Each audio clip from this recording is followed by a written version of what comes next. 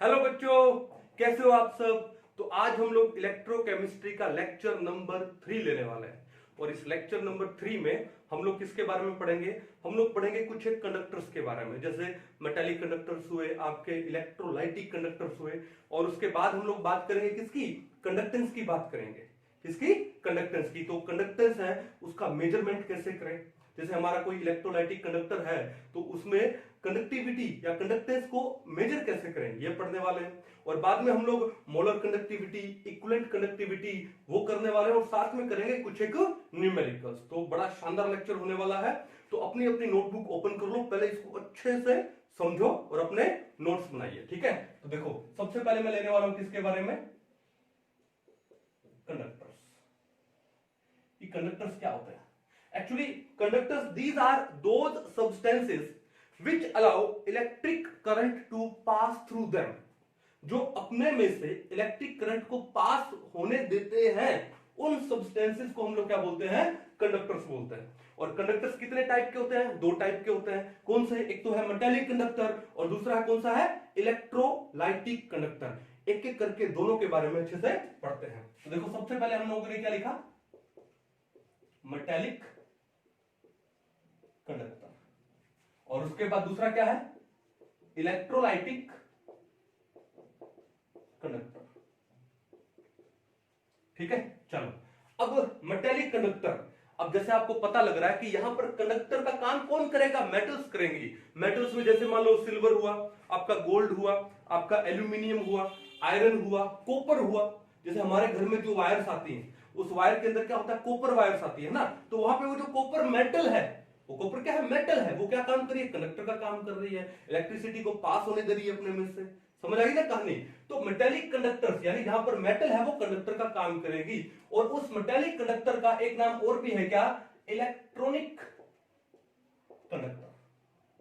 क्या बोलते हैं इसको हम लोग? इलेक्ट्रॉनिक कंडक्टर भी बोलते हैं। ठीक है, चलिए अब बात ही है। सबसे पहले क्या बोला हम लोगों ने? मेटेलिक कंडक्टर्स क्या होते हैं कि जहां पर मेटल काम करेगी कंडक्टर का। अब वहां पर इलेक्ट्रिसिटी पास होगी इस कंडक्टर में से, किसकी वजह से? Due to the presence of free electrons. ठीक है, तो हम लोग क्या लिखेंगे? ठीक है, तो इलेक्ट्रिसिटी कंडक्ट होगी due to the presence of free electrons. तो क्या लिखेंगे? They conduct electric current due to the presence of free electrons, ठीक है। उन फ्री इलेक्ट्रॉन्स की मूवमेंट की वजह से, ड्यू टू द मूवमेंट लिखे, due to the movement of free electrons, उन फ्री इलेक्ट्रॉन्स की मूवमेंट की वजह से क्या होगा? इलेक्ट्रिसिटी कंडक्ट होगी। तो उनको हम लोग क्या बोलते हैं? मेटालिक कंडक्टर्स बोलते हैं। इलेक्ट्रॉनिक कंडक्टर बोला है। अब इलेक्ट्रॉनिक कंडक्टर नाम से क्या पता लग रहा है कि इलेक्ट्रॉन्स का क्या है? इलेक्ट्रॉन्स यहां पर आएंगे, है ना। ठीक है, इलेक्ट्रॉन्स का इन्वॉल्वमेंट है यहां पर। तो जब फ्री इलेक्ट्रॉन्स मूव करेंगे तो ये इलेक्ट्रिसिटी कंडक्ट होगा। यहां पे समझ आ गई कहानी? क्या बोलते हैं उसको? Metallic conductor. अब आते हैं इलेक्ट्रोलाइटिक कंडक्टर के ऊपर। अब इलेक्ट्रोलाइटिक कंडक्टर नाम से क्या पता लग रहा है? किसका इन्वॉल्वमेंट है? इलेक्ट्रोलाइट का। ठीक है, इलेक्ट्रोकेमिस्ट्री वाले चैप्टर है और हम लोग किसके बारे में पढ़ते हैं? मेनली इलेक्ट्रोलाइट के बारे में पढ़ते हैं। ठीक है, अब बात यह है कि कोई भी इलेक्ट्रोलाइट है, कोई भी इलेक्ट्रोलाइट है। जैसे मैं आपको एक एग्जांपल देता हूं कि हमारा एक इलेक्ट्रोलाइट हुआ कॉपर सल्फेट। क्या हुआ? Copper sulphate. ये इलेक्ट्रोलाइट है इन मोल्टन स्टेट। किसमें? इन मोल्टन स्टेट और in aqueous state. Molten state का मतलब उसको पिघला दिया। एक्वस स्टेट का मतलब क्या हुआ कि उसके अंदर पानी डाल दिया, यानी उसका एक एक्वस सॉल्यूशन बना लिया गया। ठीक है, तो अब ये जो कॉपर सल्फेट है अपने मोल्टन स्टेट में या फिर एक्वस स्टेट में ये क्या हो जाता है? ये डिसोशिएट हो जाता है। डिसोशिएट होकर क्या दे देगा? Cu+2 and SO4 2 negative. यानी एक तो देगा आपको क्या? कैटाइन, और एक आपको क्या देगा? एनाइन। हमने लास्ट लेक्चर में पढ़ा था कि हम इनको कैटाइन, ये पॉजिटिवली चार्ज आयन है, इसको कैटाइन क्यों बोलते हैं? क्योंकि ये कैथोड की ओर मूव करता है। तो कैथोड का CAT लिया है और ये आयन तो है ही, यानी CAT और बाद में ION, तो हो गया ये कैटाइन। और इस नेगेटिवली चार्ज आयन को हम लोग एनायन क्यों बोलते हैं, क्योंकि ये एनोड की ओर मूव करता है। तो एनोड का लिया हम लोगों ने क्या, एन, और ये क्या है, आयन तो है, तो एनायन बोला। समझ आएगी ना कहानी। तो ये इलेक्ट्रोलाइट यानी कॉपर सल्फेट, ये मोल्टन स्टेट में या एक्वस स्टेट में ये किस में डिसोशिएट हो जाता है, ये आयंस में डिसोशिएट हो जाता है। अब ये जो आयंस हैं ये अपोजिटली चार्ज इलेक्ट्रोड्स की ओर मूव करते हैं। कैटायन कहां पे मूव करेगा, कैटायन कहां मूव करेगा, कैथोड की ओर मूव करेगा। एनायन कहां मूव करेगा, एनोड की ओर मूव करेगा। तो अपोजिटली चार्ज इलेक्ट्रोड्स की ओर मूव करते हैं। तो यहां पर जो इलेक्ट्रिसिटी कंडक्ट होती है it is due to the movement of ions. Metallic conductor में इलेक्ट्रिसिटी कंडक्ट होती है due to the movement of free electrons, whereas जो इलेक्ट्रोलाइटिक कंडक्टर है वहां पर इलेक्ट्रिसिटी कंडक्ट होती है due to the movement of ions. कहानी समझ आ गई, कोई दिक्कत नहीं है। तो क्या लिखेंगे हम लोग यहां पे, क्या लिखेंगे, दे कंडक्ट इलेक्ट्रिसिटी या इलेक्ट्रिक करंट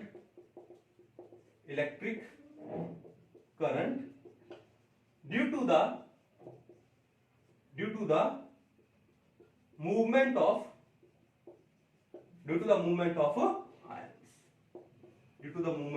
आयंस। कहानी समझ आ गई, बड़ा इंपॉर्टेंट पॉइंट था। दूसरा पॉइंट देखो क्या होता है कि जो मेटेलिक कंडक्टर्स हैं जब वो इलेक्ट्रिक करंट को कंडक्ट करते हैं, इलेक्ट्रिसिटी जब इनमें से कंडक्ट होती है तो उनमें कोई केमिकल चेंज नहीं होता। ठीक है, जैसे मान लो आपके घरों में करंट को कंडक्ट करने के लिए क्या है, वायर्स लगी हुई है, फिटिंग है ना वायर्स का।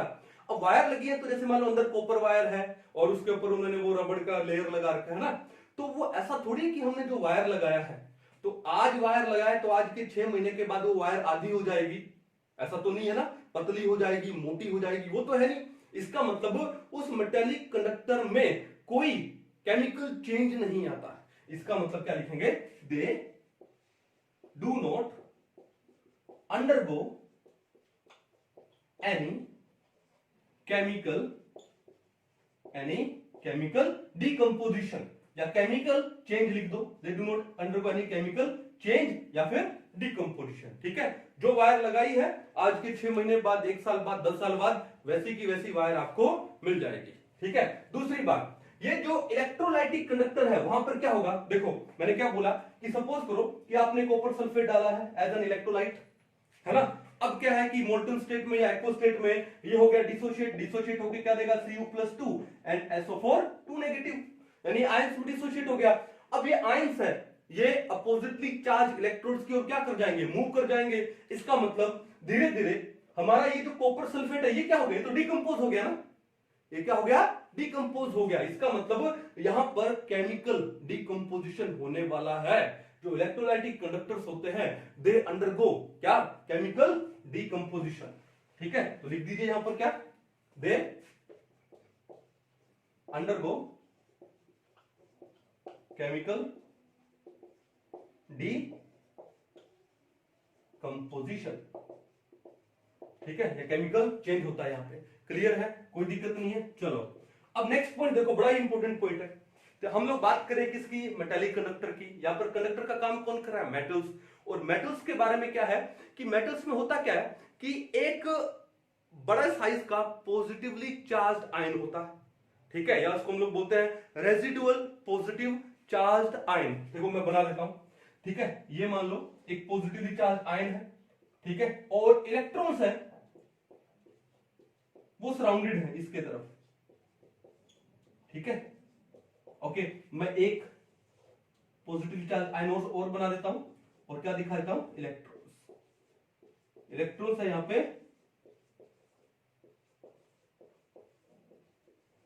ठीक है, चलो अब ये जो पॉजिटिवली चार्ज आयन है, कैटायन है, इसको हम लोग क्या बोलते हैं, कर्नल्स बोलते हैं। क्या बोलते हैं इसको हम लोग, कर्नल्स। ठीक है, कोई दिक्कत नहीं है। अब होगा क्या, इंपॉर्टेंट पॉइंट क्या था कि अगर मैं टेम्परेचर राइज करूं, if I increase the temperature, तो क्या होगा कि जो मेटेलिक कंडक्टर्स है अगर टेम्परेचर इंक्रीज कर दें तो रेजिस्टेंस बढ़ जाती है। क्या बढ़ जाती है, रेजिस्टेंस, यानी उनकी जो कंडक्टेंस है वो क्या हो जाती है, डिक्रीज हो जाती है। ठीक है, तो पॉइंट क्या लिखे कि if I increase the temperature, temperature को इंक्रीज कर दो, मतलब समझ गए, टेम्परेचर इंक्रीज कर दो तो रेजिस्टेंस क्या हो जाती है, वो भी इंक्रीज हो जाती है। बोले तो जो कंडक्टेंस है वो क्या हो जाएगी, डिक्रीज हो जाएगी। ठीक है, इसके बारे में डिटेल में डिस्कस करेंगे। लेकिन इलेक्ट्रोलाइटिक कंडक्टर में अगर मैं देखूं, अगर मैं यहां पर टेम्परेचर राइज करूं, टेम्परेचर को मैंने इंक्रीज कर दिया, तो यहां पर जो रेजिस्टेंस है वो क्या हो जाएगी, डिक्रीज हो जाएगी। ठीक है, और जो कंडक्टेंस है वो इंक्रीज हो जाएगी। शानदार है ना। यहां पर मेटेलिक कंडक्टर में टेम्परेचर इंक्रीज करने से रेजिस्टेंस इंक्रीज हो रही है, कंडक्टेंस डिक्रीज हो रही है। लेकिन इलेक्ट्रोलाइटिक कंडक्टर में टेम्परेचर इंक्रीज करने से रेजिस्टेंस डिक्रीज हो रही है, अपोजिट हो गया ना, और कंडक्टेंस इंक्रीज हो रही है, ये भी क्या हो गया, अपोजिट हो गया। अब इसका रीजन क्या है, पहले आते हैं मेटेलिक कंडक्टर पे। तो देखो, जैसे आपने टेम्परेचर इंक्रीज किया और यहां पर conductivity is due to the movement of free electrons, ये बात सही है। ये जो इलेक्ट्रॉन्स है, फ्री इलेक्ट्रॉन्स है, इनका मूवमेंट जितना ज्यादा होगा, ठीक है, कंडक्टिविटी यानी कंडक्टेंस उतना ही ज्यादा होगा, फैक्ट है। अब बात यह है कि मैंने टेम्परेचर को इंक्रीज कर दिया। ठीक है, टेम्परेचर इंक्रीज करने से क्या होगा कि ये जो कर्नल्स हैं, यानी जो रेजिडुअल पॉजिटिवली चार्ज आयंस है कर्नल्स, टेम्परेचर इंक्रीज करने से क्या होगा, ये वाइब्रेट करना स्टार्ट करेंगे। और जब ये वाइब्रेट करना स्टार्ट करेंगे तो ऑब्वियसली इन इलेक्ट्रॉन्स के साथ इनका क्या होगा, कोलिजन होगा। और जब इलेक्ट्रॉन्स के साथ कोलिजन होगा, इसका मतलब इन इलेक्ट्रॉन्स का जो मूवमेंट है वो थोड़ा स्लो डाउन हो जाएगा। और जब इन इलेक्ट्रॉन्स का मूवमेंट स्लो डाउन हो गया, इसका मतलब कंडक्टेंस क्या हो गई, डिक्रीज हो गई, यानी रेजिस्टेंस बढ़ गया। क्या बढ़ गया, रेजिस्टेंस। कहानी समझ आ गई। तो यहां पर मेटेलिक कंडक्टर में टेम्परेचर इंक्रीज करने से कर्नल्स वाइब्रेट करने लग जाते हैं, और कर्नल्स वाइब्रेट करने लगेंगे तो वो फ्री इलेक्ट्रॉन के साथ कोलाइड करेंगे, और फ्री इलेक्ट्रॉन के साथ कोलाइड करेंगे तो उनका मूवमेंट थोड़ा स्लो डाउन हो जाएगा, यानी रेजिस्टेंस बढ़ जाएगा। क्या बढ़ जाएगा, रेजिस्टेंस। ठीक है ना। रेजिस्टेंस एक्चुअली है क्या, फिजिक्स में आपने अच्छे से पढ़ा है, लेकिन मैं सिंपल भाषा में समझाता हूं कि ये एक बाधा है। ये क्या है, एक बाधा है, किसके रास्ते में, इलेक्ट्रिक करंट के रास्ते में, उसके पैसेज के रास्ते में एक बाधा है। जैसे मान लो हम रोड पे गाड़ी चला रहे हैं, ठीक है, तो रोड के ऊपर जो स्पीड ब्रेकर होता है ना, ठीक है, वो क्या करता है, हमारी स्पीड को स्लो डाउन कर देता है, यानी वो रेजिस्टेंस हुआ। वो क्या हुआ, रेजिस्टेंस। आपने देखा होगा ना कि रोड, मान लो ये रोड है, इस रोड पे स्पीड ब्रेकर इस हिसाब से तो होता है ना। तो वो क्या काम करेगा, हम लोग इस साइड से आ रहे हैं तो हमारी स्पीड को स्लो डाउन कर देगा। तो मैं बोल दूं कि जो स्पीड ब्रेकर्स हैं दे एक्ट एज रेजिस्टेंस। ठीक है, अब देखो स्पीड ब्रेकर का शेप देख ऐसा है, तो रेजिस्टेंस है, उसके यूनिट होते हैं ओम। देखा आपने, वो स्पीड ब्रेकर की शेप में ही है। आई कहानी समझ में। चलो, तो हमने क्या बोला कि जैसे टेम्परेचर इंक्रीज करेंगे मेटेलिक कंडक्टर में, तो ये जो कर्नल्स है वो वाइब्रेट करना स्टार्ट करेंगे, और वाइब्रेट करना स्टार्ट करेंगे तो क्या होगा कि जो इलेक्ट्रॉन्स है उनके साथ में कोलाइड करेंगे, तो उससे इलेक्ट्रॉन्स का जो मूवमेंट है स्लो डाउन हो जाएगा, यानी रेजिस्टेंस बढ़ जाएगा, और रेजिस्टेंस बढ़ गया यानी कंडक्टेंस वो क्या हो गया, डिक्रीज हो गया। कहानी समझ आ गई। अब आते हैं इलेक्ट्रोलाइटिक कंडक्टर में। यहां पर क्या है, यहां पर मूवमेंट होता है, क्या यहां पर इलेक्ट्रिसिटी कंडक्ट होगी due to the movement of ions. ये बात समझ आ गई। अब क्या है कि मान लो हमारा एक इलेक्ट्रोलाइट, वही कॉपर सल्फेट पकड़ लेते हैं, क्या है हमारे पास Cu+2 एंड SO4 2 नेगेटिव। ठीक है, एक कैटायन है और एक एनायन है। हमारा जो इलेक्ट्रोलाइट है वो डिसोसिएट हो गया। अब जैसे हमने टेम्परेचर इंक्रीज किया तो क्या होगा कि जो आयंस है इनकी काइनेटिक एनर्जी बढ़ेगी। ठीक है, अब जैसे इनकी काइनेटिक एनर्जी बढ़ेगी तो ये अपने अपोजिटली चार्ज इलेक्ट्रोड्स के टुवर्ड्स बहुत फास्ट मूव करेंगे, और जैसे इनका मूवमेंट फास्ट होगा इसका मतलब उनका कंडक्टेंस क्या हो जाएगा, इंक्रीज हो जाएगा, क्योंकि उनका रेजिस्टेंस क्या हो गया, कम हो गया। कहानी समझ आ गई। तो यहां पर इलेक्ट्रोलाइटिक कंडक्टर में टेम्परेचर इंक्रीज करने से कंडक्टेंस भी इंक्रीज हो जाता है, यानी रेजिस्टेंस डिक्रीज हो जाता है। लेकिन यहां पर उल्टा है, यहां पर टेम्परेचर इंक्रीज करने से कंडक्टेंस डिक्रीज होता है और रेजिस्टेंस क्या होता है, इंक्रीज होता है। क्लियर है। तो ये था हमारा किसके बारे में, मेटेलिक कंडक्टर और इलेक्ट्रोलाइटिक कंडक्टर के बारे में थोड़ा सा डिटेल में था ना। चलिए अब हम लोग आगे मूव करते हैं। इसको एक बार पॉज कर लो और पॉज करके नोट डाउन कर लो।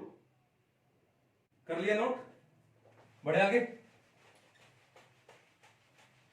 चलिए अच्छे से इसके नोट्स बनाइए, बड़ा काम आएगा आपको ये बोर्ड में एज वेल एज कंपटीशन में, दोनों के लिए। हम बड़े ही स्लो डाउन, धीरे धीरे पढ़ेंगे इसको अच्छे से डिटेल में।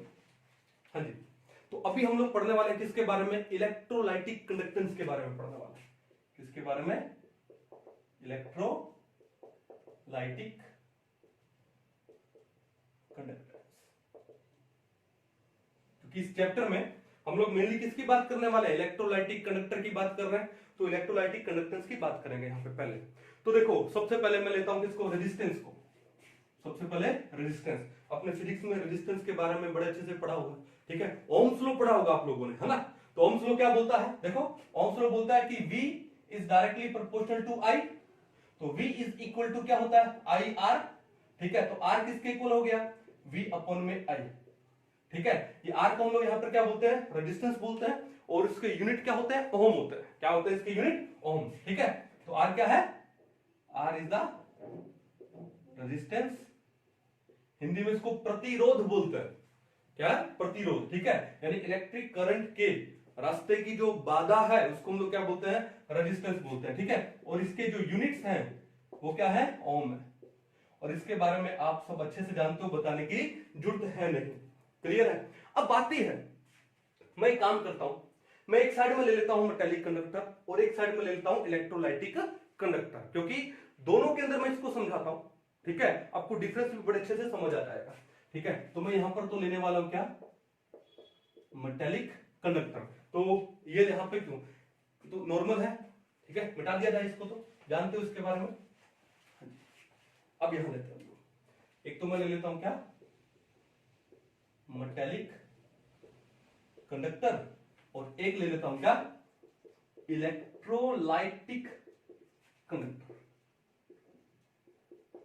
ठीक है। इन दोनों के केसेस में हम लोग कंडक्टेंस की बात करेंगे, ठीक है। तो देखो ध्यान से, अब बात यह है कि जो रेजिस्टेंस है एक मेटेलिक कंडक्टर में, जो रेजिस्टेंस होता है, ठीक है, मान लो ये हमारी एक मेटल वायर है, ठीक है, कॉपर का हुआ, सिल्वर का हुआ, गोल्ड का हुआ, जो भी हुआ, ये हमारा एक मेटल वायर है।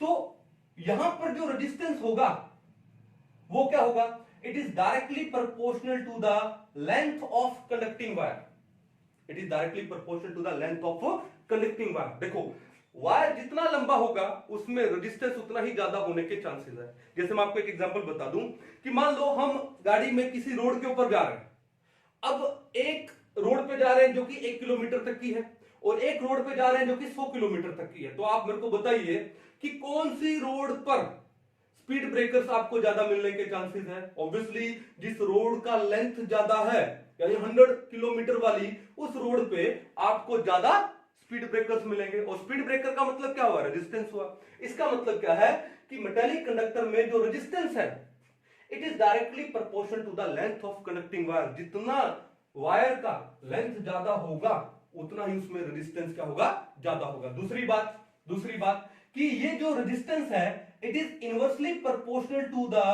Area of cross section of metallic wire. यानी एक मेटेलिक वायर का जो एरिया ऑफ क्रॉस सेक्शन है, ये एरिया ऑफ क्रॉस सेक्शन है मेटेलिक वायर का, वो जितना ज्यादा होगा रेजिस्टेंस उतना ही कम होगा।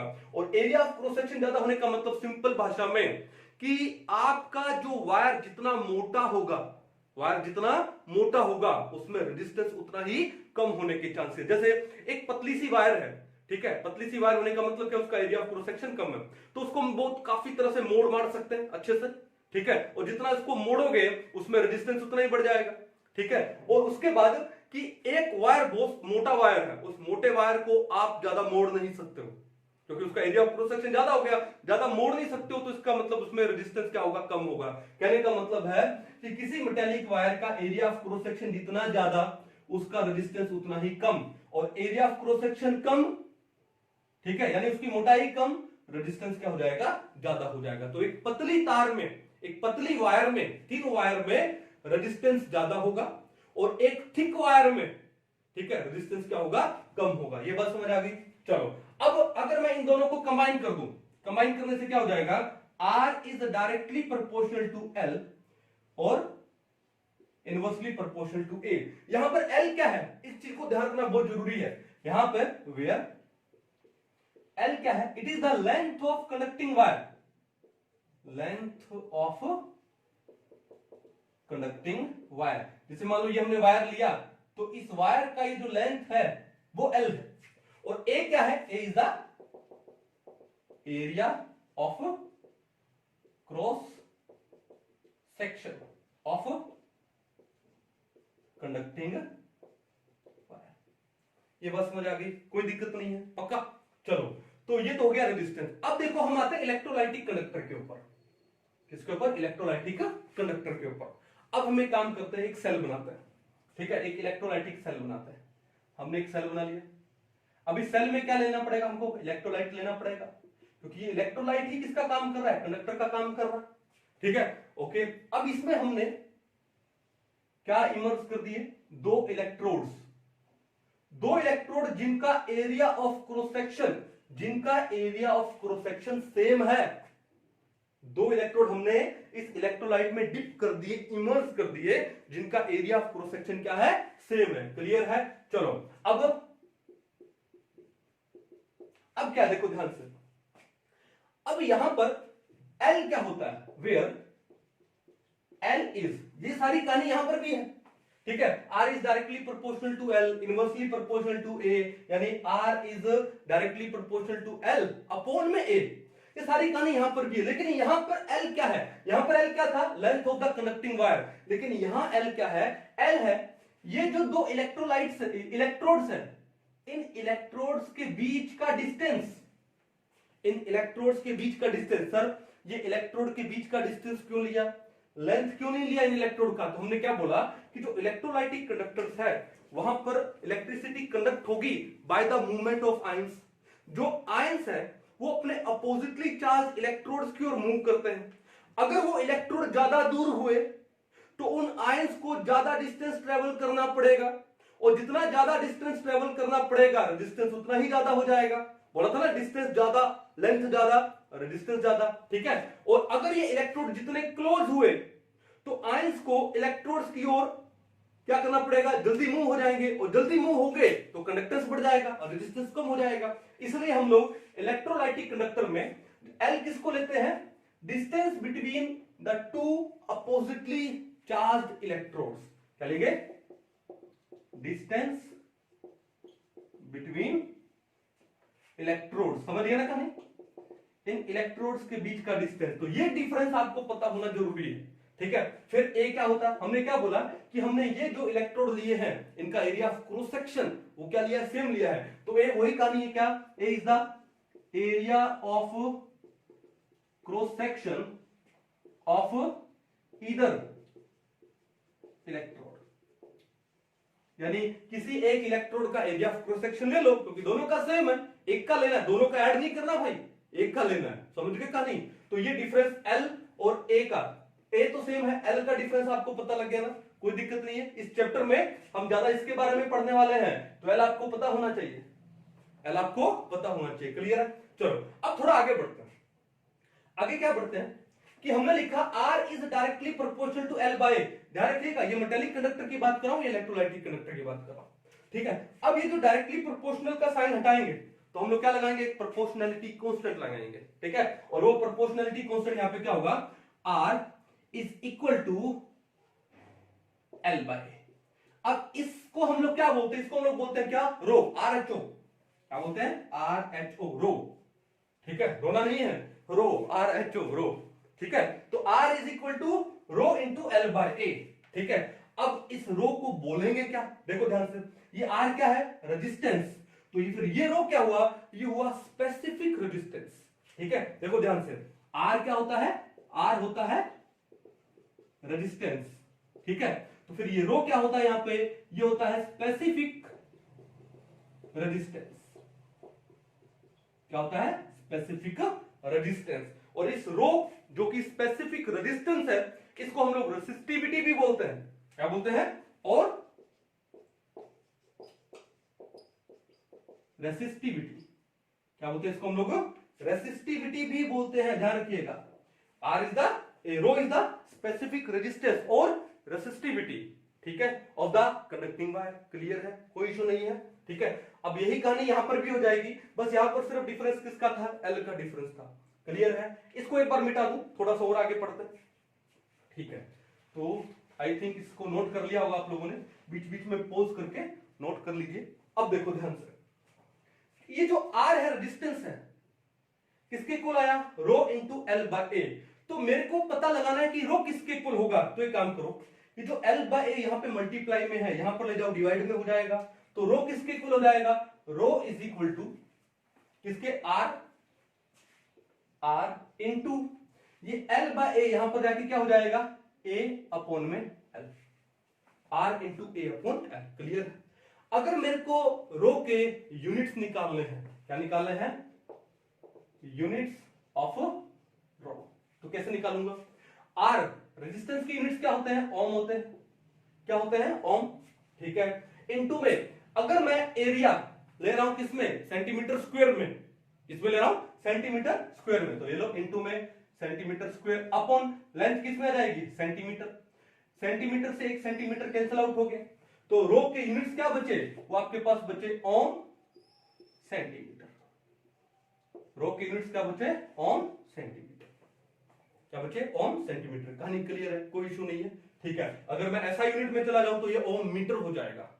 क्लियर है। चलो अब बात यह है, ये जो रेजिस्टेंस है इसका मैं रेसिप्रोकल कर दूं, इस रेजिस्टेंस का मैं रेसिप्रोकल कर दूं। मैं एक बार दोबारा से लिखूंगा, देखो क्या लिखा हम लोगों ने यहां पे, R is equal to rho into L by A. ठीक है, क्लियर है। अगर मैं इस R का रेसिप्रोकल कर दूं तो क्या हो जाएगा, ये हो जाएगा 1 बाय R। तो रेजिस्टेंस के रेसिप्रोकल को हम लोग बोलते हैं क्या, C, कंडक्टेंस बोलते हैं। ठीक है। यानी अभी हमने पढ़ा था ना किसमें, मेटालिक कंडक्टर में टेम्परेचर इंक्रीज करने से रेजिस्टेंस भी इंक्रीज हो जाता है, रेजिस्टेंस इंक्रीज होता है यानी कंडक्टेंस डिक्रीज होता है, यानी रेजिस्टेंस और कंडक्टेंस एक दूसरे के क्या है, रेसिप्रोकल है। तो रेजिस्टेंस का जो रेसिप्रोकल को हम लोग क्या बोलते हैं, कंडक्टेंस, CONDUCTANC, कंडक्टेंस। अब कंडक्टेंस है, उसका पहला लेटर C है, तो हम इसको कैपिटल C से लिखते हैं। किसे लिखते हैं, कैपिटल C, और कई जगह हम इसको कैपिटल G से भी लिख देते हैं। कैपिटल G आए तो भी कंडक्टेंस है, और कैपिटल C है यानी तो भी कंडक्टेंस है। ये बात समझ आ गई।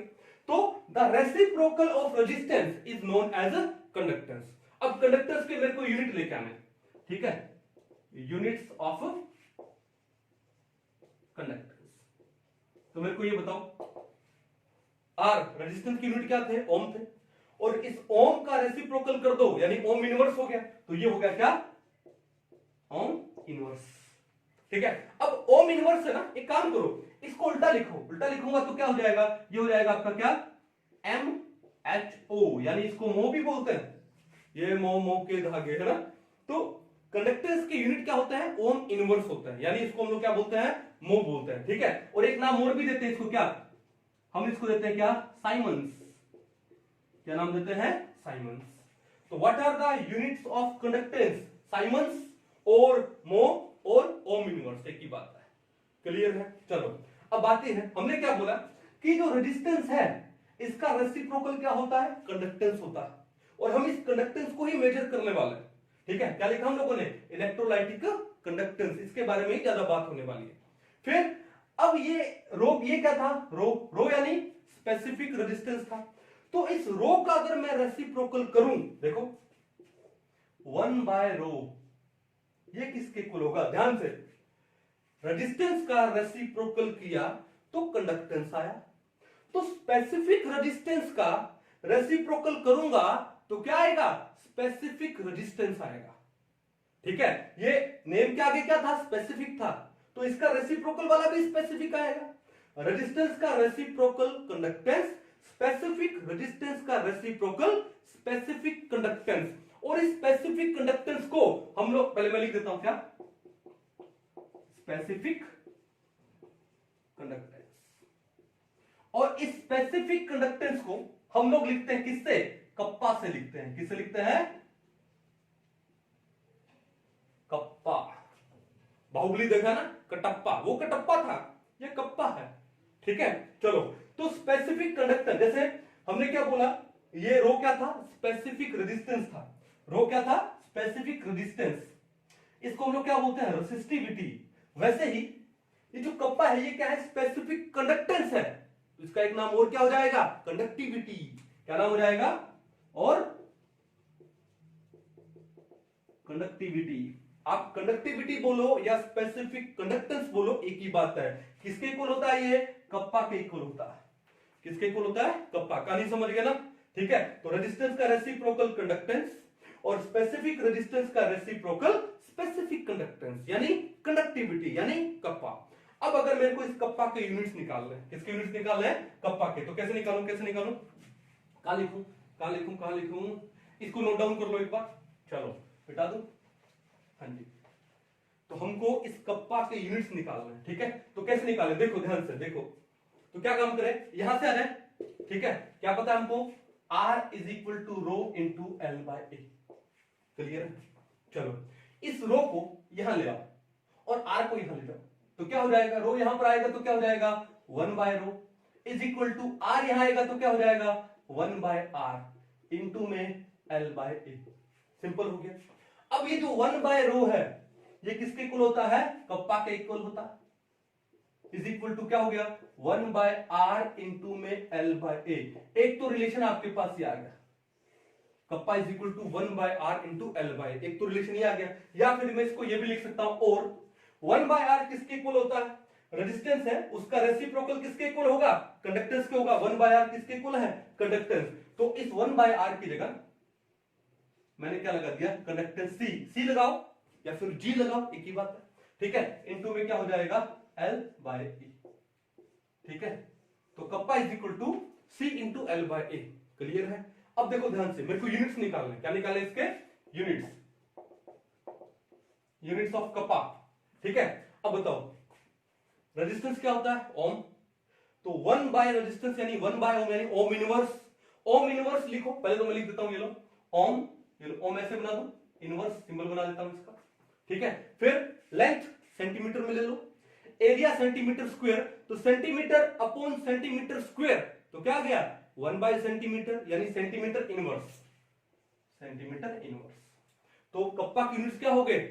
पर क्या? ओम इनवर्स या पर ओम सेंटीमीटर इनवर्स। क्लियर है? अब ओम इनवर्स को हम लोग क्या लिखते हैं? हम इसको लिखते हैं क्या? मो। इनटू में क्या हो गया? Centimetre inverse. और मो का एक नाम और भी है क्या? साइमंस। क्या हो गया? साइमंस। साइमंस का मैं ऐसे लिख दूं, इनटू में क्या हो गया? Centimetre inverse. तो जो कप्पा है उसके यूनिट्स क्या है? पर ओम पर सेंटीमीटर, या फिर मो पर सेंटीमीटर, या फिर साइमंस पर सेंटीमीटर। एसआई में लोगे तो सेंटीमीटर की जगह क्या कर दोगे? आप मीटर कर दोगे। कहानी क्लियर है? सिंपल था। कप्पा के बारे में ज्यादा पूछा जाएगा। कप्पा क्या होता है? कंडक्टिविटी होती है। ठीक है, और सी क्या होता है? सी होता है कंडक्टेंस। तो कंडक्टेंस में और कंडक्टिविटी में डिफरेंस है भाई। ठीक है, समझ गए? कोई दिक्कत नहीं है। चलो, तो ये सिंपल सा था। एक बार इसको अच्छे से नोट डाउन कर लो, पॉज करके मिटा दिया जाए। आई होप बड़े अच्छे से क्लियर हो गया होगा। कुछ एक न्यूमेरिकल्स करेंगे बाद में इसके, लेकिन पहले थोड़ा सा थ्योरी और समझते हैं। ठीक है, चलिए। हाँ जी, तो अभी हम लोग पढ़ने वाले हैं किसके बारे में? किसके बारे में? Measurement of conductance. ठीक है, कंडक्टेंस मेजरमेंट, किस कंडक्टेंस को मेजर कैसे करें। ठीक है, तो भैया बात यह है कि जो ओम्स लॉ है ये एप्लीकेबल होता है किसके लिए? मेटालिक कंडक्टर के लिए भी और इलेक्ट्रोलाइटिक कंडक्टर के लिए भी। ठीक है, Ohm's law is applicable for both metallic conductors as well as electrolytic conductor.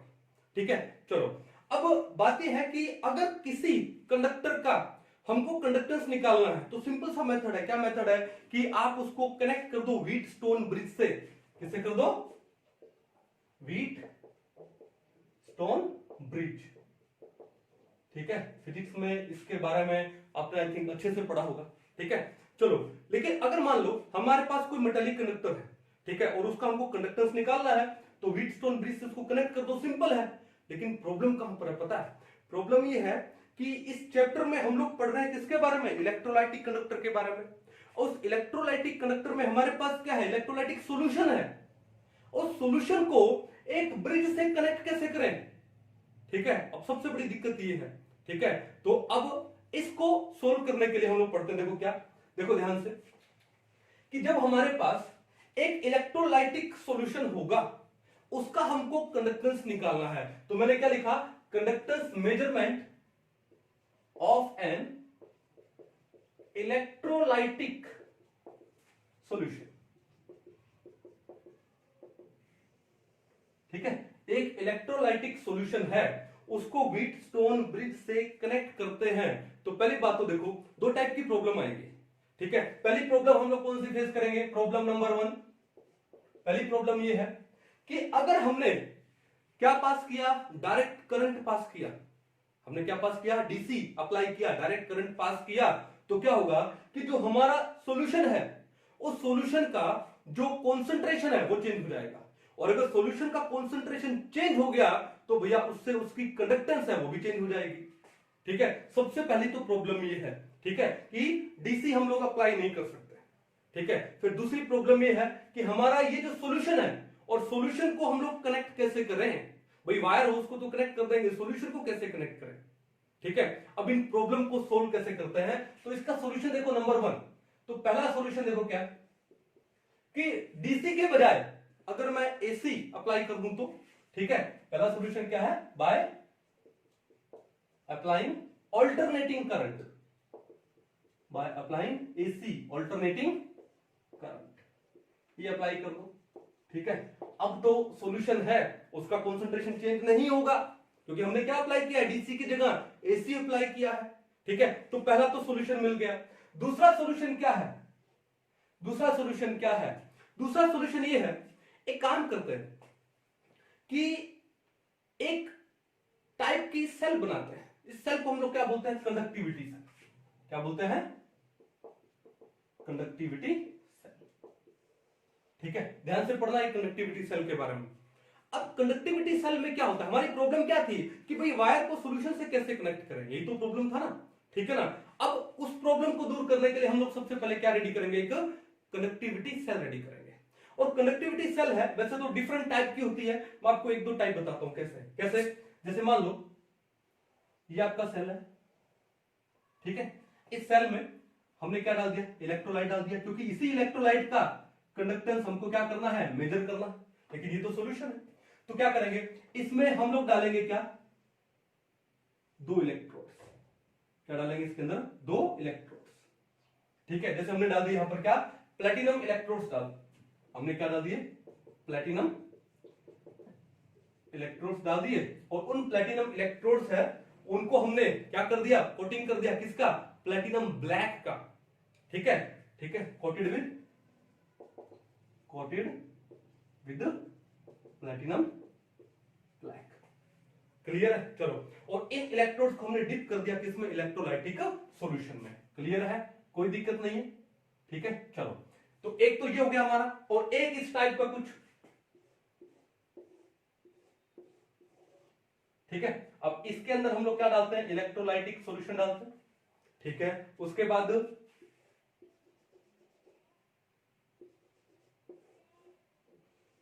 इनको कनेक्ट कर देंगे। ठीक है ना, देखा आपने कि वही प्लेटिनम ब्लैक के साथ कोट कर दिया हम लोगों ने। ठीक है, और कनेक्ट कर दिया उनको, तो ये हमारी एक कनेक्टिविटी सेल बन गई, एक ये बन गई। अब इस सेल को हम लोग कनेक्ट कर देंगे, कोई इशू नहीं है। ठीक है ना, चलो, अब ये तो हो गया हमारा कंडक्टिविटी सेल। तो हमारी जो दो प्रॉब्लम आने वाली थी कि एक सॉल्यूशन, इलेक्ट्रोलाइटिक सॉल्यूशन है, ठीक है, उसके अंदर कंडक्टेंस को मेजर करने में दो प्रॉब्लम थी। पहली तो थी कि डीसी अप्लाई करेंगे, डायरेक्ट करंट अगर अप्लाई करेंगे तो क्या होगा, क्या होगा भैया, डायरेक्ट करंट अप्लाई करने से हमारे सॉल्यूशन का कंसंट्रेशन चेंज हो जाएगा, जिससे कंडक्टेंस है वो भी चेंज हो जाएगी। दूसरी कि जो हमारा सॉल्यूशन है, सॉल्यूशन में वायर कैसे डालें, ठीक है, यानी हमको उसको व्हीटस्टोन ब्रिज से कनेक्ट करना है। ठीक है, तो सॉल्यूशन को कैसे कनेक्ट करें, और उसका सॉल्यूशन हमने क्या निकाला है कि कनेक्टिविटी सेल को हमने रेडी किया है, जो कि आपके सामने है। क्लियर है, नोट डाउन कर लो। अब ये दोनों सॉल्यूशन होने के बाद अब हम लोग ये जो हमारी कनेक्टिविटी सेल है इसको कनेक्ट कर देते हैं, किससे, व्हीटस्टोन ब्रिज से कनेक्ट कर देते हैं। देखो ध्यान से, देखो, तो हमने क्या काम किया, व्हीटस्टोन ब्रिज के बारे में आई थिंक आप अच्छे से जानते हो, व्हीटस्टोन ब्रिज। ठीक है, चलो क्या करेंगे, ओके, डन।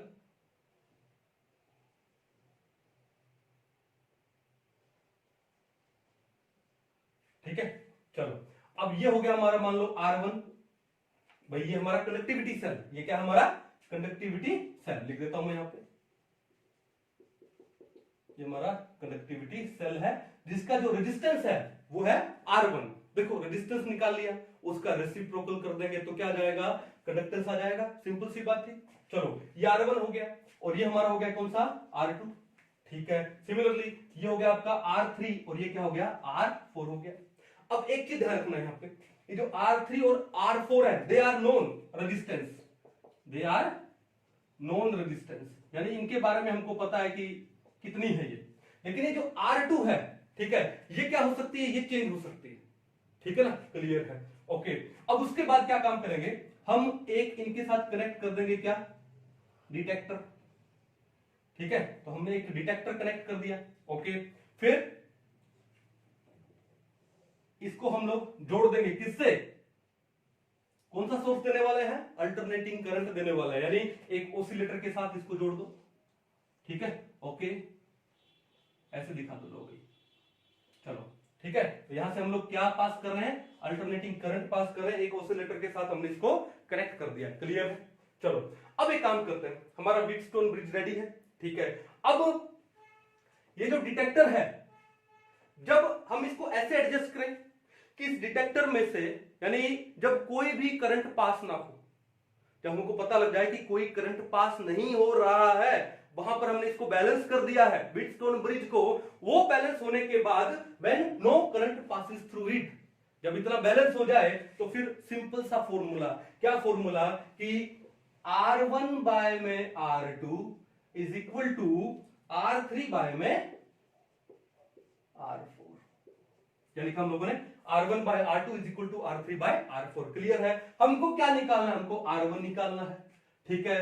ये R2 यहां ले जाओ, ये R3 और R4 ये नोन है, और जब इसको बैलेंस करेंगे तो R2 अपने आप आ जाएगी। फिर क्या निकालना है, R1, तो क्या बचा हमारे पास, R1 is equal to R2 into में R3 अपॉन में क्या हो जाएगा, R4, ठीक है। अब इसको कैलकुलेट करो तो आपका जो R1 है उसकी वैल्यू आ जाएगी, उसकी क्या आ जाएगी, वैल्यू आ जाएगी, यानी हमारी जो कंडक्टिविटी सेल है उस कंडक्टिविटी सेल का क्या आ जाएगा, रेजिस्टेंस आ जाएगा, किससे, व्हीटस्टोन ब्रिज से। और जैसे ये रेजिस्टेंस आ गया और हमको इसका क्या निकालना है, कंडक्टेंस निकालना है, वो क्या कर देंगे, 1 अपॉन में R1, ठीक है। R1 जो भी वैल्यू आएगी उसको रेसिप्रोकल कर देंगे, और जो भी वैल्यू आएगी वो क्या आ जाएगी, हमारी कंडक्टेंस की आएगी।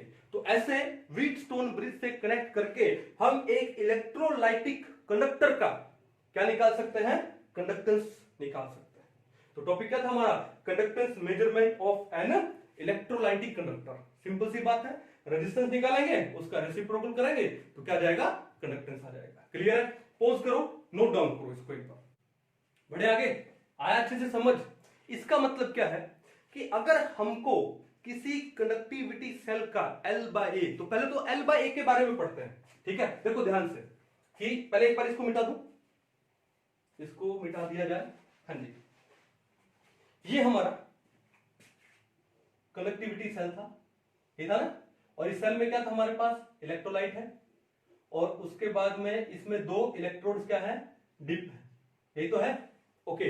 और जो L है वो L क्या होता है, डिस्टेंस बिटवीन टू इलेक्ट्रोड्स जो कि पैरेलल है, ठीक है, distance between two parallel electrodes, okay. जो A है, A क्या होता है, area of cross section of either electrodes, यानी किसी भी एक इलेक्ट्रोड का एरिया ऑफ क्रॉस सेक्शन, क्यों, क्योंकि जो दोनों इलेक्ट्रोड है उनका एरिया ऑफ क्रॉस सेक्शन हम लोग क्या ले रहे हैं, सेम ले रहे हैं, ठीक है। तो एक बात देखो यार यहीं पे, कि हमने बोला L by A, L by A, अब किसी इलेक्ट्रोलाइटिक सेल का या किसी कंडक्टिविटी सेल का ये जो L है, डिस्टेंस बिटवीन टू इलेक्ट्रोड, ये तो हम लोग फिक्स रखने वाले हैं, ऐसा थोड़ी है कि बीच बीच में दोनों इलेक्ट्रोड को नजदीक ले आएंगे, दूर ले जाएंगे, नजदीक, ऐसा तो है नहीं। एक बार दोनों के बीच का जो डिस्टेंस हमने मेंटेन कर दिया वो वैसा का वैसा रहेगा, यानी कांस्टेंट। तो किसी इलेक्ट्रोलाइटिक सेल है या कंडक्टिविटी सेल है, उसका जो L है, means distance between two parallel electrode, वो क्या है, कांस्टेंट रहेगा, और उसका जो एरिया ऑफ क्रॉस सेक्शन है इलेक्ट्रोड का वो भी कांस्टेंट रहने वाला है। इसका मतलब एक कंडक्टिविटी सेल का जो L बाय A ये क्या होता है, कांस्टेंट होता है, ये क्या होता है, कांस्टेंट, ठीक है। और इसको हम लोग क्या बोलते हैं, इसको हम लोग बोलते हैं क्या, सेल कांस्टेंट। क्या बोलते हैं इसको हम लोग? Cell constant. तो सेल कांस्टेंट की बात आए तो सेल कांस्टेंट किसके इक्वल होता है? L by A। ध्यान रखना हमेशा, सेल कांस्टेंट किसके इक्वल होगा? L बाय A के इक्वल होगा। क्लियर है? कोई इशू नहीं है। चलो अब बात यह है कि हमको किसी कंडक्टिविटी सेल का L बाय A पता चल गया, और वो तो हम ही डिसाइड करने वाले हैं। ठीक है, लेंथ हम ही डिसाइड करने वाले हैं, एरिया ऑफ क्रॉस सेक्शन भी हम ही ले रहे हैं। तो अगर किसी कंडक्टिविटी सेल का सेल कांस्टेंट पता चल गया तो फिर उसके बाद व्हीटस्टोन ब्रिज से कनेक्ट करो, रेजिस्टेंस निकाल लो, और रेजिस्टेंस निकाल लिया तो हमने क्या निकाल लिया? उसकी कंडक्टेंस निकाली, यानी उसकी कंडक्टेंस को इजीली मेजर कर सकते हो। क्लियर कहानी है? ठीक है, बट एक बड़ा ही इंपॉर्टेंट पॉइंट है कि ये जो हमने सेल कांस्टेंट लिया है, सेल कांस्टेंट पता होने के बाद उसको कंडक्टिविटी सेल को व्हीटस्टोन ब्रिज से कनेक्ट करने के बाद रेजिस्टेंस निकालने के बाद कंडक्टेंस निकाल लिया, तो ये जो कंडक्टेंस है इसको हम लोग यूज नहीं कर सकते हैं to determine the conducting power of various electrolytes. भाई बहुत सारे इलेक्ट्रोलाइट्स हैं, ठीक है, कॉपर सल्फेट हुआ, एल्यूमिनियम सल्फेट हुआ, सोडियम क्लोराइड हुआ, ठीक है, बहुत सारे, सिल्वर नाइट्रेट हुआ, अमोनियम सल्फेट हुआ, बहुत सारे हमारे पास इलेक्ट्रोलाइट्स हैं।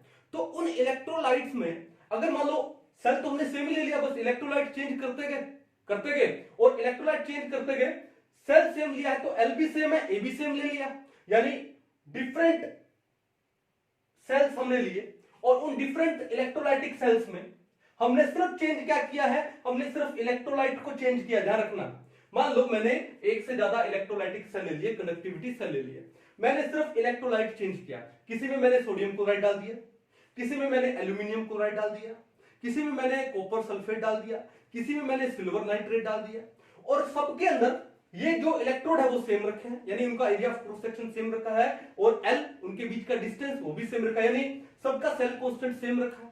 तो मैंने क्या बोला? सेल कांस्टेंट पता लग गया तो व्हीटस्टोन ब्रिज से कनेक्ट करके हम लोग इजीली क्या निकाल सकते हैं? कंडक्टेंस निकाल सकते हैं ना, रेजिस्टेंस के बाद कंडक्टेंस। इसका मतलब है कि आप जो वेरियस इलेक्ट्रोलाइटिक सेल लोगे, अगर सेल कांस्टेंट सेम कर दिया तो क्या होगा? तो कंडक्टेंस निकाल लोगे। तो क्या कंडक्टेंस निकालने से डिफरेंट इलेक्ट्रोलाइट्स का जो कंडक्टिंग पावर है वो सेम आ जाएगा क्या? नहीं आएगा। क्यों? क्योंकि जो कंडक्टिंग पावर है ना वो डिपेंड करता है किसके ऊपर? वो नेचर ऑफ द इलेक्ट्रोलाइट के ऊपर तो डिपेंड करता ही करता है। ठीक है, जैसे मान लो आपका एक इलेक्ट्रोलाइट है NaCl, एक इलेक्ट्रोलाइट है AlCl3, ठीक है, एक है आपका जैसे मान लो AgNO3, ठीक है। अब देखो यहां पे NaCl में ये है Na पॉजिटिव है, Cl नेगेटिव, AlCl3 में एल्यूमिनियम हुआ +3 और Ag में Ag हुआ +1, ठीक है। तो इनका चार्ज अलग अलग है, यानी जो कंडक्टिंग पावर है किसी एक इलेक्ट्रोलाइटिक सेल का, ठीक है, तो वो नेचर ऑफ द इलेक्ट्रोलाइट पे तो डिपेंड करता ही करता है, बट इनकी कॉन्सेंट्रेशन पे भी डिपेंड करता है, ध्यान रखना। लेकिन यहां पर जब हम लोग निकाल रहे थे कंडक्टेंस तो कॉन्सेंट्रेशन की कोई बात ही नहीं की हम लोगों ने, किया क्या हम लोगों ने? नहीं किया ना। लेकिन जो कंडक्टिविटी पावर है वो किसके ऊपर डिपेंड करती है? वो nature of the concentration, nature of the electrolyte as well as concentration of electrolyte. ध्यान से लिख दो, देखो, ठीक है। Conductivity power of an electrolyte it depends on किस पे डिपेंड करती है? नंबर 1, पहला तो नेचर ऑफ इलेक्ट्रोलाइट, ठीक है। दूसरी किस पे डिपेंड करती है? किस पे? Concentration of electrolyte. अब इस सारे मामले में जब व्हीटस्टोन ब्रिज से हम लोग कंडक्टेंस मेजर कर रहे थे तो हमने कॉन्सेंट्रेशन की तो बात ही नहीं की, लेकिन कॉन्सेंट्रेशन पे भी डिपेंड करता है कौन? Conductivity power. तो अब क्या करें? तो इस केस में हम लोग एक नई टर्म लेके आते हैं और उस टर्म को हम लोग क्या बोलते हैं? Equivalent conductivity. क्या बोलते हैं उसको? Equivalent conductivity. बहुत ही इंपॉर्टेंट है एग्जाम पॉइंट ऑफ व्यू से, तो एक बार इसको पॉज करके नोट कर लो। चलिए, अभी हम लोग पढ़ने वाले हैं क्या है? Equivalent conductivity. क्यों? क्योंकि हमको किसको ऐड करना है? हमको कॉन्सेंट्रेशन ऑफ इलेक्ट्रोलाइट को भी ध्यान में रखना है, ठीक है, क्योंकि कंडक्टिविटी पावर है वो उस पर भी डिपेंड करती है, कॉन्सेंट्रेशन ऑफ इलेक्ट्रोलाइट पे, तो उसको भी ध्यान में रखना है। तो क्या करेंगे? तब हम लोग एक नई टर्म लेके आ रहे हैं, क्या? Equivalent conductivity. ठीक है, चलिए देखिए ध्यान से क्या लिखा हम लोगों ने, इक्विवेलेंट कंडक्टिविटी, बड़ा ही इंपॉर्टेंट है ये। इस इक्विवेलेंट कंडक्टिविटी का पहले तो सिंबल क्या है, इसका सिंबल है लैम्डा।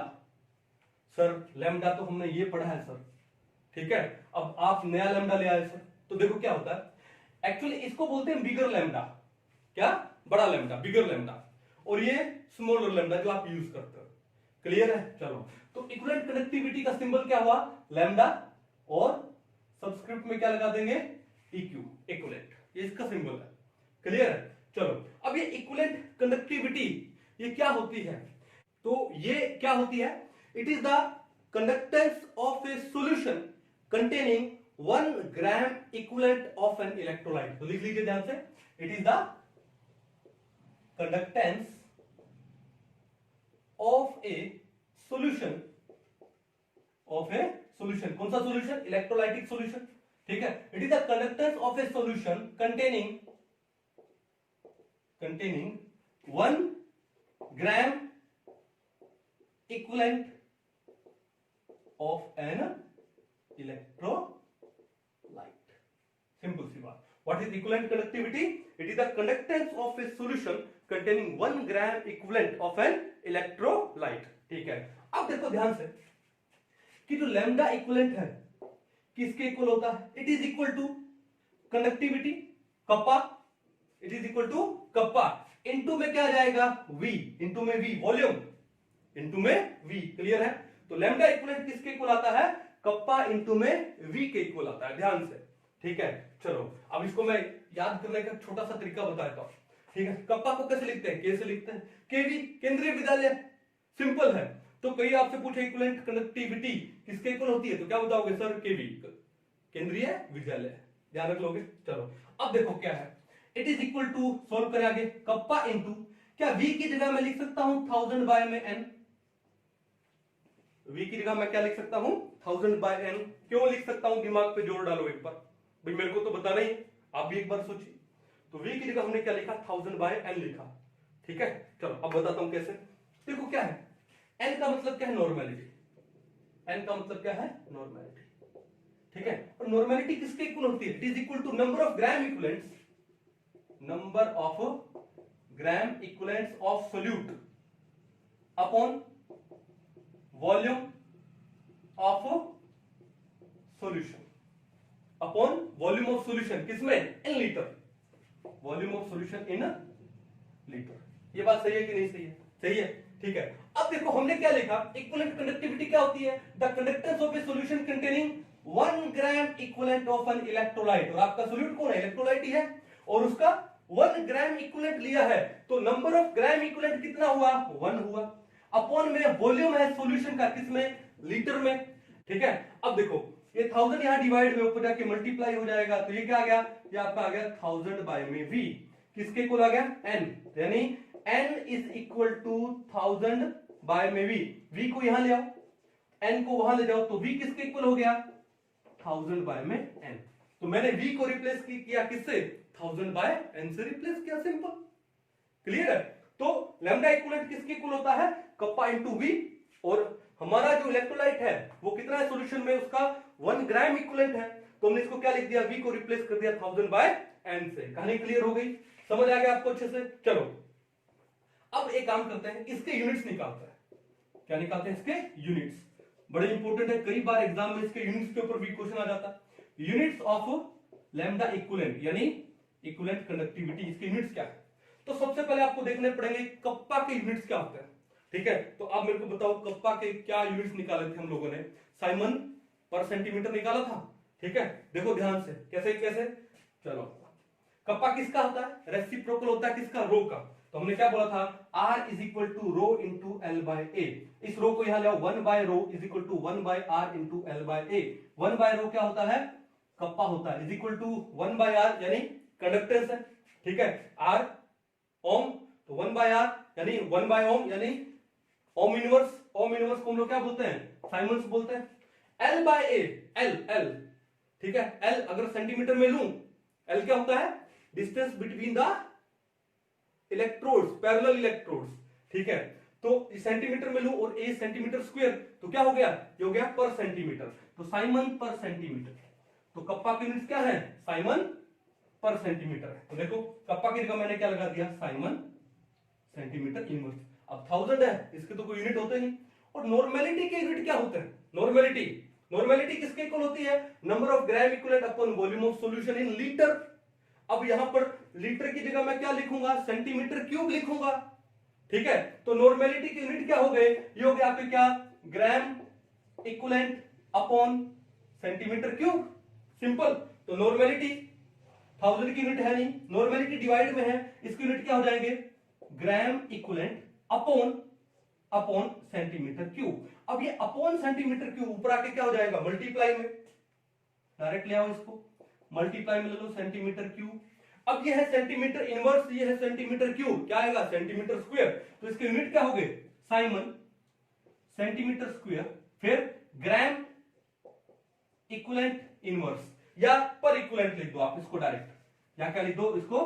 Equivalent inverse. तो लैम्डा इक्विवेलेंट यानी इक्विवेलेंट कंडक्टिविटी, इसके यूनिट क्या होते हैं? साइमन सेंटीमीटर स्क्वायर पर इक्विवेलेंट, या कई जगह पर ग्राम इक्विवेलेंट दे, एक ही बात है। क्लियर है? ओके। अगर मैं ऐसा ही में लूंगा तो सेंटीमीटर स्क्वायर की जगह वहां पे क्या हो जाएगा? मीटर स्क्वायर हो जाएगा, सिंपल, ठीक है। तो ये आपका क्या? Equivalent conductivity. और भैया ये एक बहुत ही अच्छा क्या है? मेजरमेंट करने का तरीका है, किसका? कंडक्टिविटी का, कंडक्टिविटी पावर का। क्यों? एक चीज ध्यान देखो, क्या होगा कि जब आप ग्राम इक्विवेलेंट्स में किसी सोल्यूट को लेते हो ना, इसमें ग्राम इक्विवेलेंट्स में, तो क्या होगा? तो सेम चार्ज कैरी करेंगे वो लोग, ये जो आयंस है वो क्या करेंगे? सेम चार्ज कैरी करेंगे। और जब चार्ज को जब वो सेम कैरी करेंगे तो इसका मतलब क्या? ये एक शानदार तरीका है to measure the conducting power of different electrolytes. कहानी समझ आ गई? चलो अब एक टर्म और आती है यहां पर, क्या आती है? उसको बोलते हैं क्या? Molar conductivity. क्या आती है? Molar conductivity. लिखेंगे कैसे इसको? Lambda M. कैसे लिखेंगे इसको? Lambda M. कहानी क्लियर है? चलो इसको मिटा दिया जाए एक बार। हाँ जी, समझ आ गया होगा ये तो। अब देखो क्या है कि मोलर कंडक्टिविटी एक्चुअली ये क्या होगी? It is the conductance of a solution containing 1 mole of an electrolyte, ठीक है। एक सॉल्यूशन का कंडक्टेंस जिसमें आपका इलेक्ट्रोलाइट है वो कितना प्रेजेंट है? 1 मोल प्रेजेंट है। तो क्या लिखोगे? It is the conductance of a solution containing 1 mole of an electrolyte. 1 मोल में लिया है, ठीक है। क्लियर है? चलो अब देखो ध्यान से कि जो लैम्डा एम है वो किसके इक्वल होगा? सेम जैसे लैम्डा इक्वल किसके इक्वल है? Kappa B. किसके इक्वल है? Kappa B. वैसे लैम्डा एम भी किसके इक्वल हो जाएगा? वो भी इक्वल हो जाएगा कप्पा इंटू में वी, कप्पा इंटू में वी। अब देखो क्या मैं इस वी को रिप्लेस कर सकता हूं किससे? 1000 बाय में एम, क्योंकि यहां पे मोलैरिटी की बात हो रही है ना, तो क्या लगाएंगे? यहां पे एम लगाएंगे। क्यों लगाएंगे? क्योंकि आपका जो इलेक्ट्रोलाइट है, सोल्यूट है, वो कितना है? 1 मोल है, ठीक है। समझ गए? इसके बारे में बताने की जरूरत है नहीं। चलो अब इसके अगर मेरे को यूनिट्स निकालने हो, इसको मेरे को क्या निकालने हो? यूनिट्स निकालने हो। किसके? इस लैम्डा एम के। कैसे निकालेंगे? कप्पा के क्या यूनिट्स थे? साइमन पर सेंटीमीटर, साइमन सेंटीमीटर इनवर्स। 1000 के कोई यूनिट है नहीं, अपॉन में क्या हो गया? मोलैरिटी। और मोलैरिटी के यूनिट क्या होते हैं? मोल पर लीटर। लीटर नहीं लेंगे तो क्या लेंगे? Centimetre cube. तो ये हो जाएगा अपॉन में मोल इंटू में सेंटीमीटर -3। क्यों? क्या था? मोल पर लीटर था। देखो ध्यान से, मोल क्या था? पर लीटर। और लीटर की जगह हम लोगों ने यहां पे क्या लगा दिया? Centimetre cube. अब ये सेंटीमीटर क्यूब यहां डिवाइड है तो मल्टीप्लाई हो जाएगा यहां पर, तो क्या होगा? क्या आ जाएगा? Simon centimetre inverse into centimetre cube, और ये पर मोल यानी mole inverse. Centimetre inverse and centimetre cube क्या हो जाएगा? Centimetre square. तो आएगा साइमन सेंटीमीटर स्क्वायर पर मोल, ठीक है। और अगर ऐसा यूनिट्स लूं तो साइमन मीटर स्क्वायर पर मोल। किसके यूनिट हुए? लैम्डा एम के मोलर कंडक्टिविटी के यूनिट्स हुए। कहानी क्लियर है? अब देखो एक बात, तो अगर मेरे को रिलेशन निकालना है लैम्डा इक्विवेलेंट में और लैम्डा एम में, मोलर कंडक्टिविटी और इक्विवेलेंट कंडक्टिविटी में मेरे को रिलेशन निकालना है, निकालते हैं। एक काम करो, पहले इसको नोट डाउन कर लो एक बार, है ना। चलिए अब देखो मैंने क्या बोला, अगर मेरे को इसमें रिलेशन निकालना है तो मैं कैसे रिलेशन निकालूंगा? देखो ध्यान से इसको मिटा दूं एक बार, इसका काम हो गया हमारा। ठीक है, तो हमने क्या पढ़ा कि जो लैम्डा इक्विवेलेंट है वो किसके इक्वल है? Kappa into 1000 by N. ठीक है, ध्यान से देखो, रिलेशन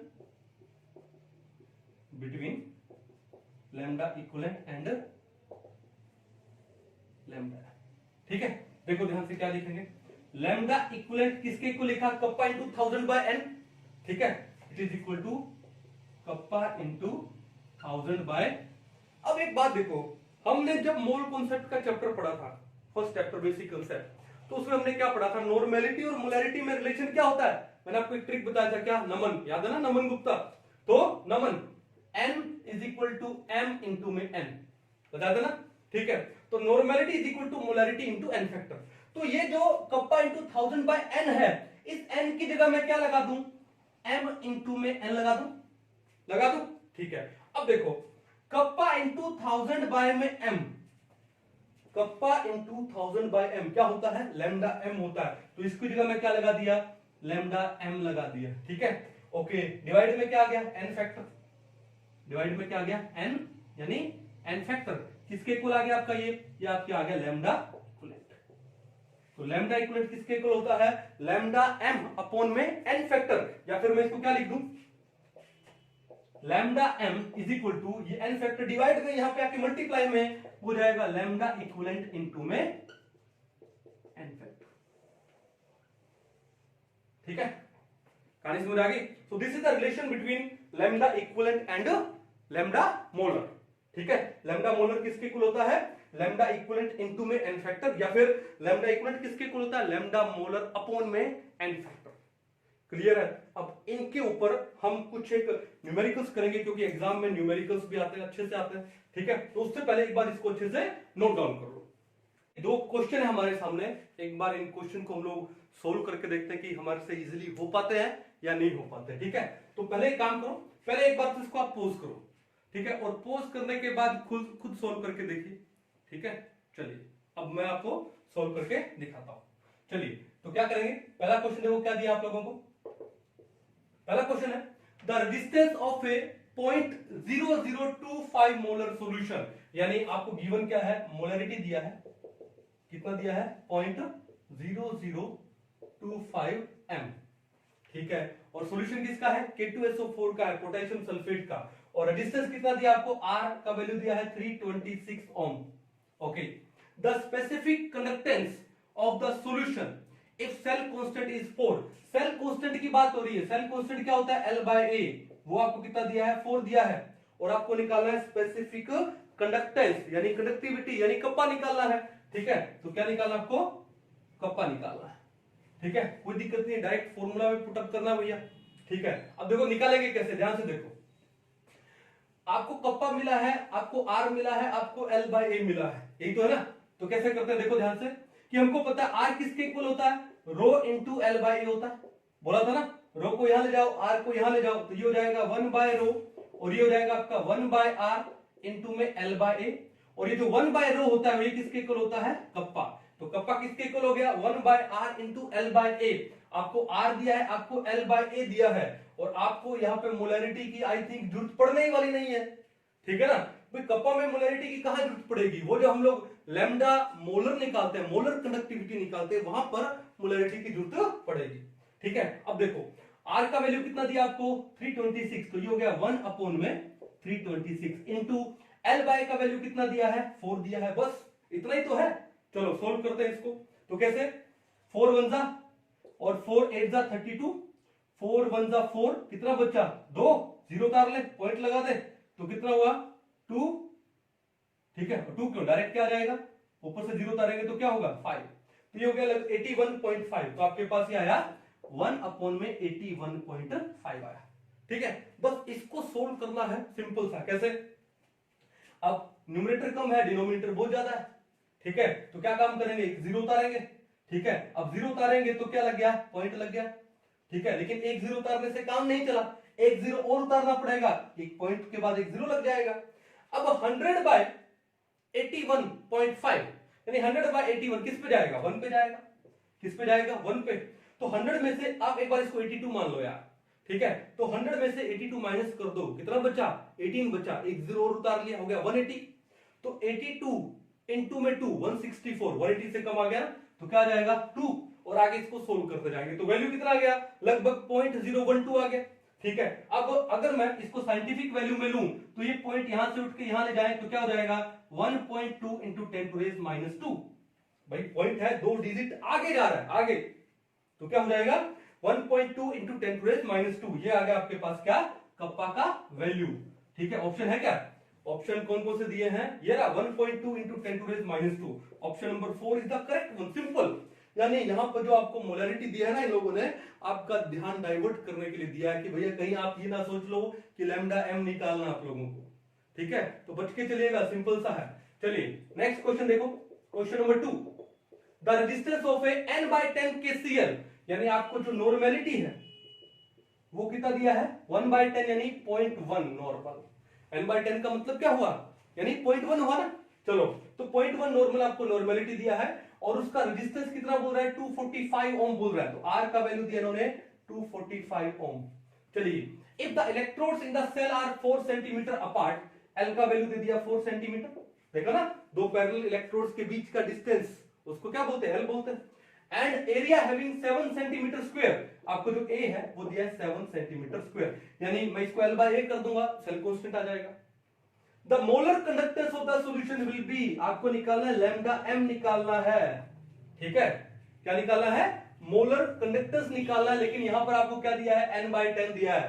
ट्रिक समझ गए ना, यानी आपसे क्या पूछेगा ये लैम्डा m और लैम्डा इक्विवेलेंट में रिलेशन पूछेगा। क्लियर है, तो एक काम करो, लैम्डा इक्विवेलेंट निकाल लेते हैं। ठीक है, और लैम्डा इक्विवेलेंट निकालने के बाद लैम्डा m निकालेंगे, रिलेशन पढ़ा था हम लोगों ने थोड़ी देर पहले। तो कैसे निकालेंगे लैम्डा इक्विवेलेंट, देखो तो लैम्डा इक्विवेलेंट फॉर्मूला क्या होता है, कप्पा इंटू v, यानी कप्पा इंटू 1000 बाय में n होता है, ये तो होता है। ठीक है, अब इन्होंने कप्पा नहीं दिया, लेकिन कप्पा कैसे निकालते हैं 1/r इंटू में सेल कांस्टेंट, तो कप्पा की जगह क्या लिख दूं 1/r इंटू L/A इंटू में क्या हो जाएगा 1000 बाय में n, सिंपल है।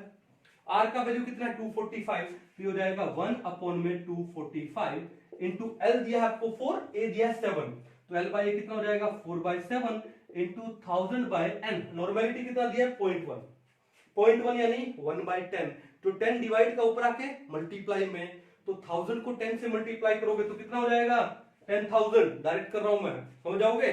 चलो अब इसको सोल्व कैसे करें, तो अपना तरीका निकालते हैं, क्या नियर अबाउट वाला।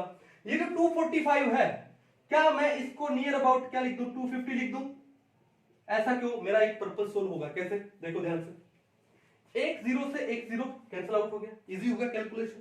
फिर 25 1 जा 25 4 जा कितना 100, और ये कितना हो गया आगे जीरो, तो कितना आ गया ये 40 आ गया, तो ऊपर कितना आ गया हमारे पास, ये हमारे पास ऊपर ही आ गया 40, क्या आ गया 40, कहानी क्लियर है। अब 40 को 4 से मल्टीप्लाई करो, कितना आएगा 160, तो आपके पास वैल्यू कितनी आने वाली है, ये आने वाली है 160 अपॉन में 7, किसकी लैम्डा इक्विवेलेंट की, किसकी लैम्डा इक्विवेलेंट की, कहानी क्लियर। चलो अब एक चीज देखो, यहां पे आपको क्या दिया इसने केसीएल बोला है।